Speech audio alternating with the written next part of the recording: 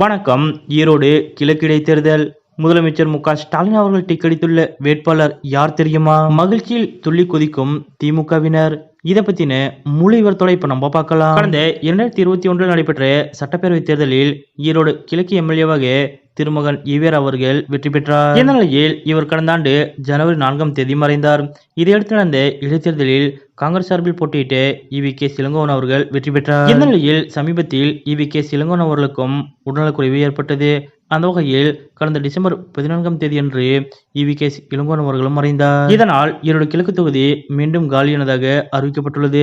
அந்த வகையில் வரும் பிப்ரவரி மாதம் டெல்லி சட்டப்பேரவை தேர்தல் நடைபெற இருக்கக்கூடிய சூழ்நிலையில் அதனுடன் சேர்த்து ஈரோடு கிழக்கு தொகுதிக்கும் தேர்தல் நடத்தப்படலாம் என கூறப்படுகிறது. இந்த இடைத்தேர்தலிலும் மீண்டும் காங்கிரஸ் கட்சிக்கு சீட் ஒதுக்க வேண்டும் என்று திமுகவிடம் காங்கிரஸ் மேலிடம் வலியுறுத்தி வருகிறது. ஆனால் காங்கிரஸ் வெற்றி பெறுவதற்கு நாம் ஏன் ஒவ்வொரு முறையும் பணியாற்ற வேண்டும் என்று திமுகவில் எதிர்ப்பு கிளம்பியுள்ளது. மேலும் கடந்த முறை நடந்த இடைத்தேர்தலுக்கு பிறகு நாடாளுமன்ற தேர்தல் வந்தது. இந்திய கூட்டணி சார்பில் ராகுல் காந்தி அவர்கள் பிரதமராகிவிட்டால் நமக்கு உதவியாக இருக்கும் என நினைத்துதான் கூட்டணிக்குள் மனக்கசப்பை ஏற்படுத்த வேண்டாம் என காங்கிரசுக்கு சீட் கொடுத்தோம். கூடவே ஈவி.கே. இளங்கோவன் அவர்களையும் வெற்றி பெற வைக்க பல வழிகளில் உதவி செய்தோம். எனவே இந்த முறை நாமே நிற்கலாம் என முதலமைச்சர் மு.க.ஸ்டாலின் அவர்களுக்கு ஈரோடு திமுகவினர் கோரிக்கை வைத்து வருகிறார்கள். இதை வீட்டுவசதித்துறை அமைச்சர் முத்துசாமி அவர்களது சமீபத்திய பேட்டியும் உறுதி செய்திருந்தது. இப்படிப்பட்ட நிலையில் ஈரோடு கிழக்கு தொகுதி குறித்து முதலமைச்சர் மு.க.ஸ்டாலின் அவர்கள் தீவிர ஆலோசனையில் ஈடுபட்டு வருவதாக கூறப்படுகிறது. முக்கியமாக இது குறித்து முதலமைச்சர் மு.க.ஸ்டாலின் அவர்கள் ராகுல் காந்தி அவர்களிடம் பேசியிருப்பதாகவும் சொல்லப்படுகிறது. அதாவது 2026 சட்டமன்ற தேர்தலுக்கு இன்னும் ஒரு வருடம் மட்டுமே உள்ளது.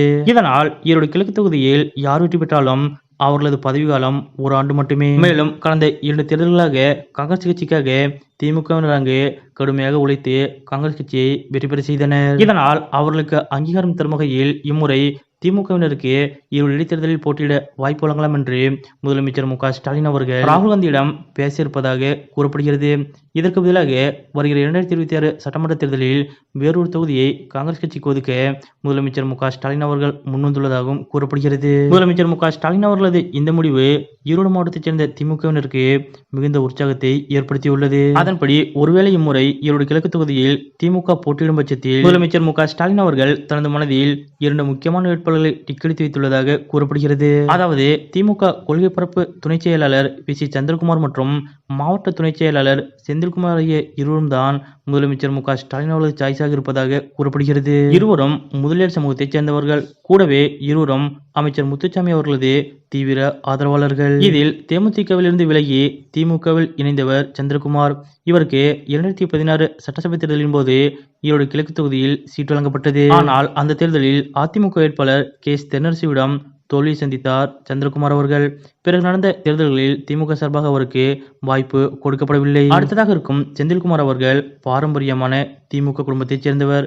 மேலும் முதலமைச்சர் மு.க.ஸ்டாலின் வரையிலும் நேரடி தொடர்பில் இருக்கிறார். இதனால் இவர்கள் இருவரில் யாருக்காவது ஒருவருக்கு சீட் கொடுக்கலாம் என்று முதலமைச்சர் மு.க.ஸ்டாலின் அவர்கள் திட்டம் தீட்டி வருவதாக கூறப்படுகிறது. ஆனால் மற்றொரு புறம் மீண்டும் காங்கிரஸ் கட்சிக்கு தான் வாய்ப்பு வழங்க வேண்டும் என்று தமிழ்நாடு காங்கிரஸ் கட்சியினர் போர்க்குடி தூக்கியிருக்கிறார்கள். இதனால் இம்முறை ஈரோடு கிழக்கு இடைத்தேர்தலில் திமுக போட்டியிடுமா அல்லது மீண்டும் காங்கிரஸ் கட்சிக்கு வாய்ப்பு வழங்கப்படுமா என்பது மிகுந்த எதிர்பார்ப்பை ஏற்படுத்தியுள்ளது. தொடர்ந்து 2 முறை காங்கிரஸ் கட்சிக்காக வேலை செய்து காங்கிரஸ் கட்சியை வெற்றி பெற செய்த திமுகவினருக்கு இம்முறை சீட் கொடுத்து அவர்களுக்கு அங்கீகாரம் கொடுக்க வேண்டும் என்று முயற்சித்து வரும் முதலமைச்சர் மு.க.ஸ்டாலின் அவர்களது இந்த செயல் பற்றிய உங்களுடைய கருத்துக்கள் என்ன அப்படிங்கிறத மறக்காம கமெண்ட்ல குறிப்பிடுங்க.